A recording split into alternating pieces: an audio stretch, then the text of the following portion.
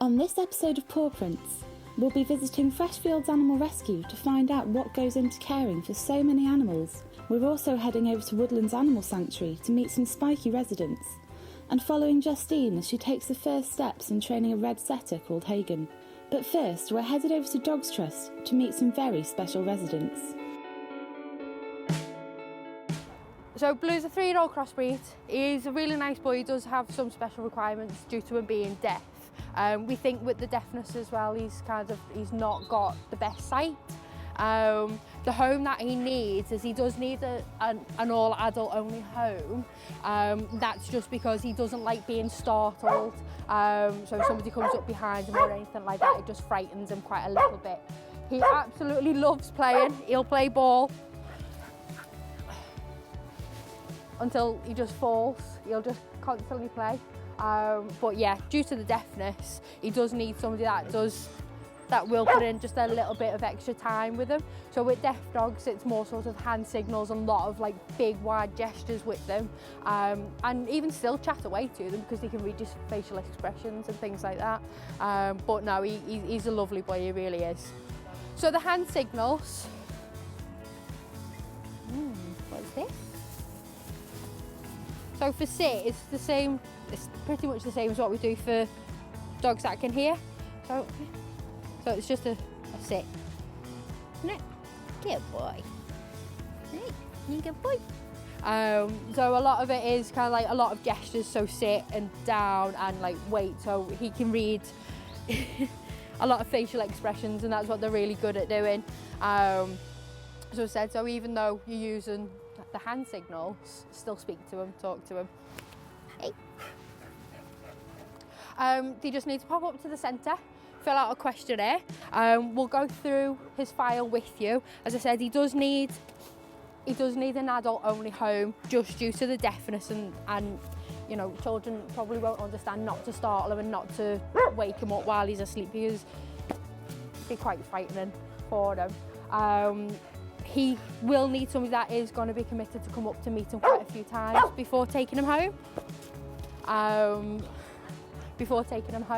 And just meeting him and building up a little bit of a bond with him. You will receive full support from our behaviour advisor about Blue. So it's not, you wouldn't just be taking him on and being on your own. You will be able to contact us at any point during his adoption or when you've got him home for any kinds of advice from any of the staff.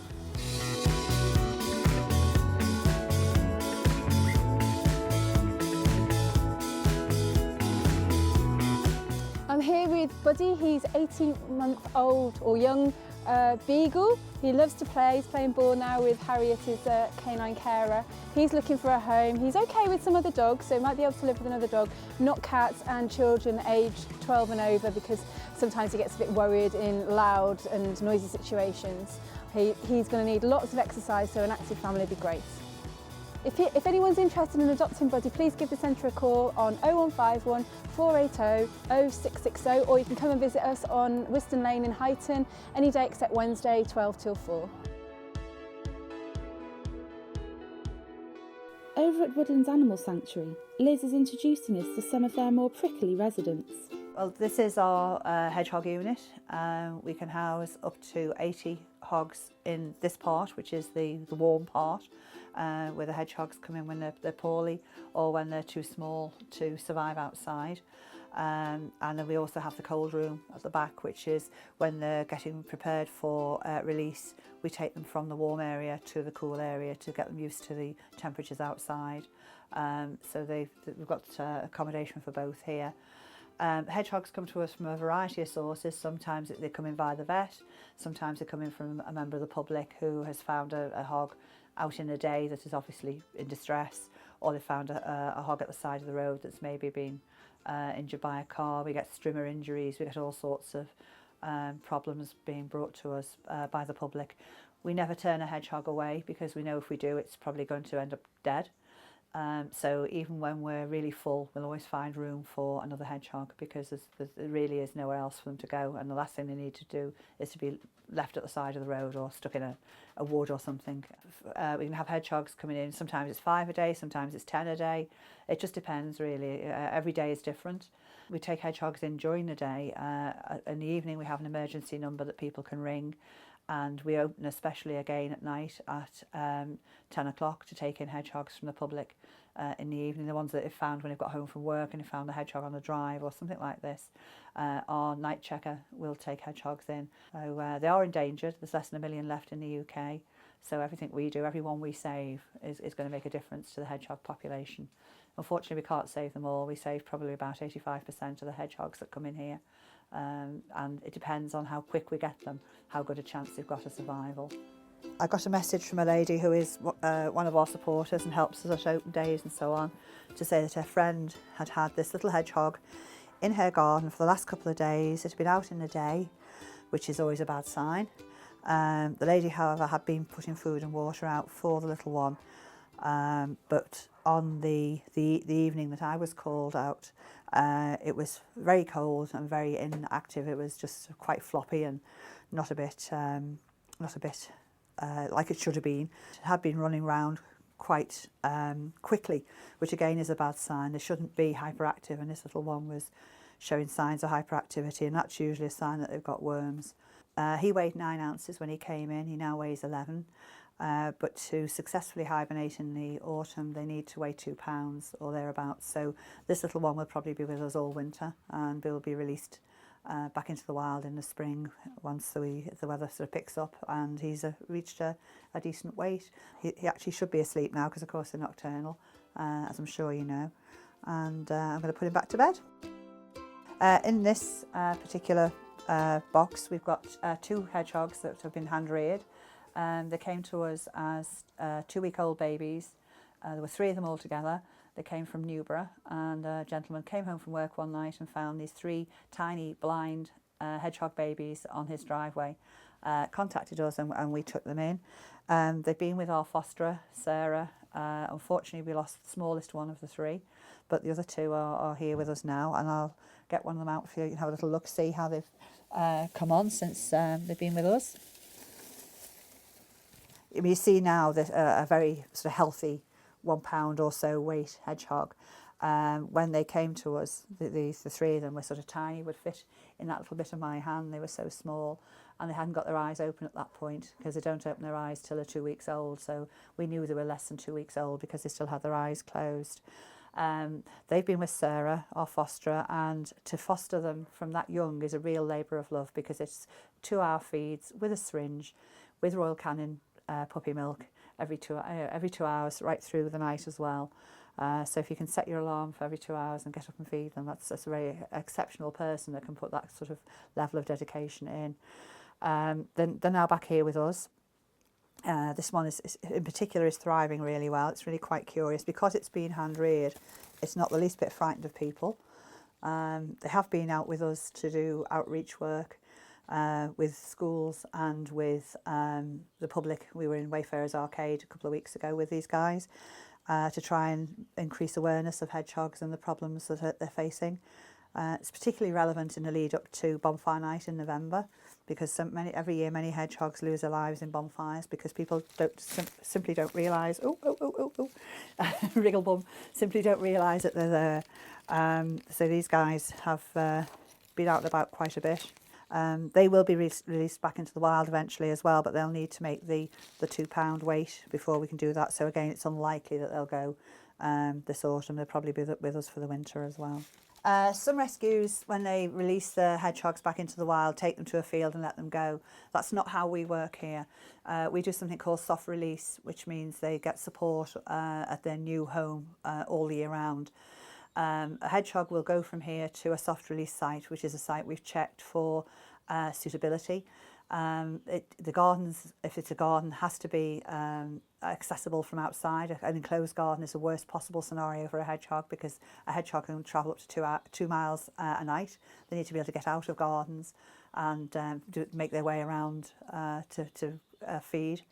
So that we check all our release sites. The person who releases the hedgehog has to agree to feed them 365 days of the year because even in the winter when they're hibernating, they can come out of hibernation and go looking for food. So food and water needs to be available to them every single day of the year. Once we've done that, the hedgehog will go out to the release site in a rabbit hutch. It'll be in a rabbit hutch being fed and cared for about a fortnight. And then at the end of the 2 weeks, we open the door at dusk and the hedgehog goes or it doesn't go, as the case may be. Sometimes they come back to be fed at the same place. Sometimes they go off and you don't see them again. I've released some in my garden, some of which are still around and some of which have disappeared completely.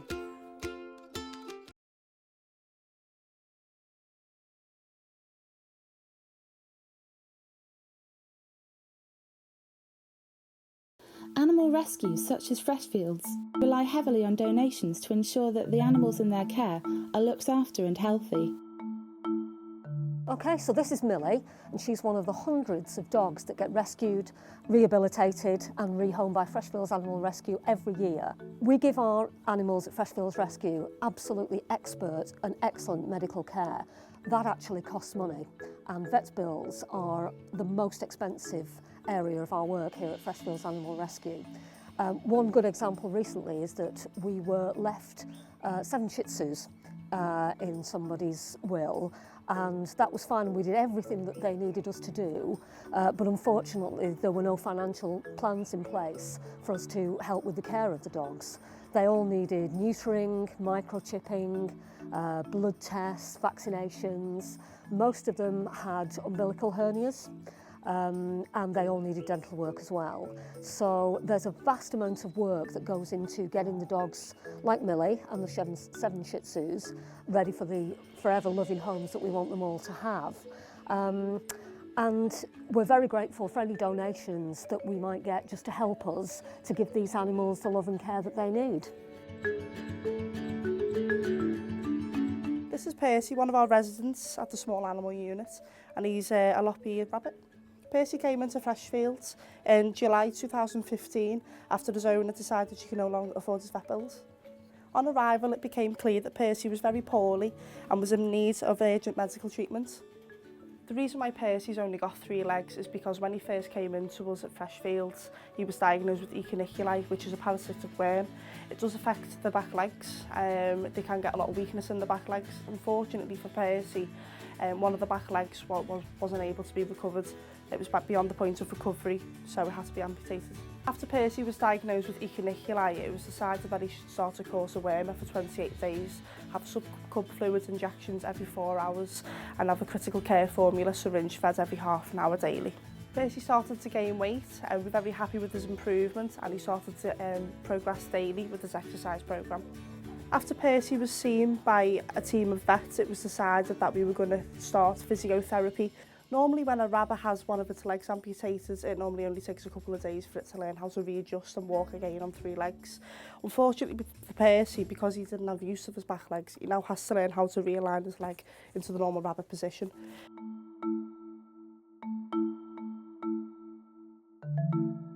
This is Emmett. He's a cat that came to us about 2 years ago, and over time since he's been here, he's had very bad mouth, lots of ulcers, very hard to eat.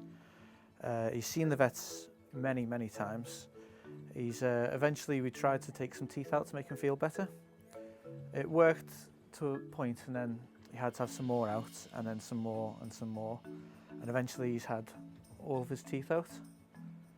We've actually had to have experts at the University of Glasgow check on him to find out if we could find out what was wrong with him. The average cat costs us about £130, just the basic things. A cat that's unneutered, unvaccinated, just to see the vet, get vaccinated, have all the shots and all that. So what happens is the cats that come from us are £90 for the adult cats. So we actually don't make any money on them anyway. So someone like Emmett can cost us a lot more than we'll actually get back from the adoption fees. So donations are absolutely vital.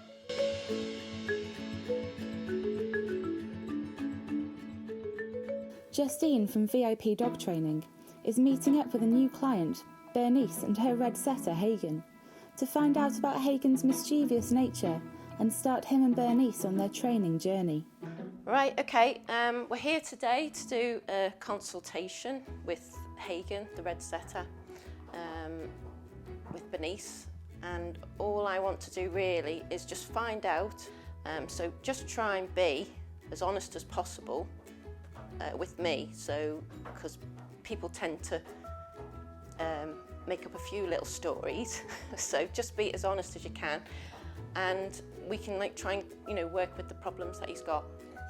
So all I'm going to do basically is just go through quickly with you some of the problems, and then you can tell me the main problems that Hagen has that you're not happy with, and then we can work from there. Right, so you say that Hagen's 12 months old now, and you know you haven't had him castrated yet, okay, and that's fine. But is that something that you are going to consider in the future, or? I think so. I don't think we would use him for breeding. He is a family dog, so. Yeah, okay. So just to make it clear that obviously castration, this doesn't mean obviously your dog's going to come back trained, or you know you're going to see a massive change in behaviour. All it does is just take the edge off them basically. But obviously it's the training that's important. Right, so okay, you was telling me about Hagen and his destructive behaviour in the home, chewing furniture, etc., stealing food. So what I'm looking at really, obviously, is that Hagen is not getting enough exercise, okay? A walk in the morning, 30 minutes or whatever, just isn't enough for an active dog. These are a working dog. So they need lots of exercise, up to about 2 hours a day, okay? But that's not all about the exercise. Training's got to come in to that as well. So it's the dog's brain's got to be stimulated as well at the same time, because that's the only reason they're destructive. He's not being naughty. All he is just bored at the end of the day. So you know we need to look at that to try and change that behaviour and see what you know you can do to try and help that as well. So basically when you're at work, if you can look at maybe getting a dog walker or something like that. Obviously I know it's an expense, but even if you can come back in your lunch hour to come back to take him out,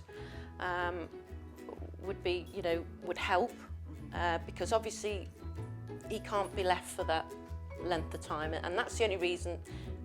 Dogs aren't naughty, they do things for a reason, okay, and he's just taking his boredom out on something else. So what we need to look at really as well is, when you're out at work, etc., we need to start giving him something to do as well. And here I've got some, as you can see, just some like enrichment puzzles, and the dog's got to work out and find out and put the food in to get the food out. So that really stimulates the brain and gets them working. Also, you can get Kongs. This is a small one, obviously you can get them in different sizes for larger breeds, okay, and you can put the treats inside, and again they have to work to get the treats out. So all this sort of toys is like really important to give them something to do. And here you can see we've got a ball as well, the same. Put the treats inside, and again they get some enjoyment. Put some really tasty treats in there as well, fill it up. So with the recall, I just think it's a really important exercise for your dog to learn. It's just the safety of your dog. So it's up to you to have your dog good on his recall. Keeps everybody safe at the end of the day. You don't want them running onto roads, etc. So we have to be really interesting for the dog to focus on, want to come back to you at the end of the day. And I start off my recall in the home where there's no distractions. So we're going to start off with baby steps. All the training that you're going to do is going to be in the home. We're starting off with the recall, like I said, all your lead work as well, and then we work towards working outside, where there's different, in a different environment where there is different things going on, basically. And then, we start off that he's not going to get too excited about the whole situation.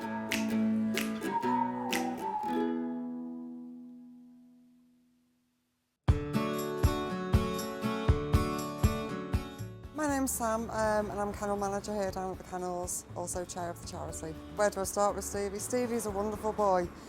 He's been with us now for 5, 6 months. Desperately looking for a home. He shouldn't be in kennels, not the way he is. He's lovely temperament. We've not had any issues with him at all. He loves his walks, loves playing with people, loves the attention. He has got some medical issues, which obviously we need to let the new owners know. He's got possible spinal nerve damage, which the vet said that in some point in the future he will need MRI scans and CT scans, which obviously is going to be quite costly.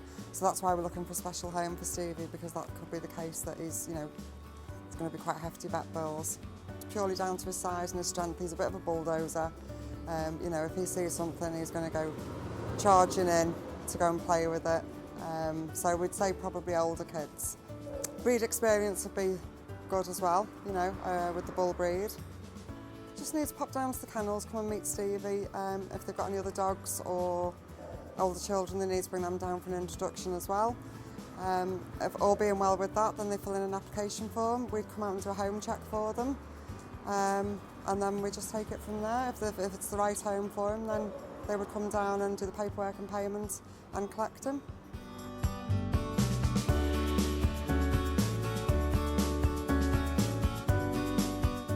Well, this is Jill. She's one of the cleverest residents here at Dogs Trust. She's desperate to get out of kennels, so if you know anybody who's looking for a dog, always consider a rescue dog. She's so clever, as you can see, and she is too clever to be in kennels. It's driving her crazy. She needs to be in a home. So, yeah, give us a ring, 0151 480 0660. She's called Jill.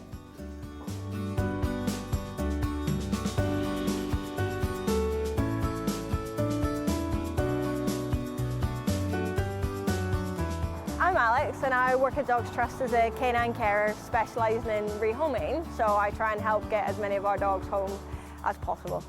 Smokey's a really sweet little lad. He's only 5 years old and he will run absolutely all day playing with toys. Takes a bit of time to get to know you, but once he knows you, he's brilliant. Needs a home without children about, just because he can get really obsessive over his toys, and needs a home with somebody there most of the day because he absolutely loves having company. So if anybody wanted to adopt Smokey, if they just call up to the centre, come and see him. He doesn't show himself well in a kennel at all, so don't take that at face value. If you ask reception about him, they'll tell you a bit more and we'll bring him out with you if it's suitable. We'll take him out on a walk and we'll take him out on a run, and you'll see his true little personality come through whenever he's running around playing with his tennis balls.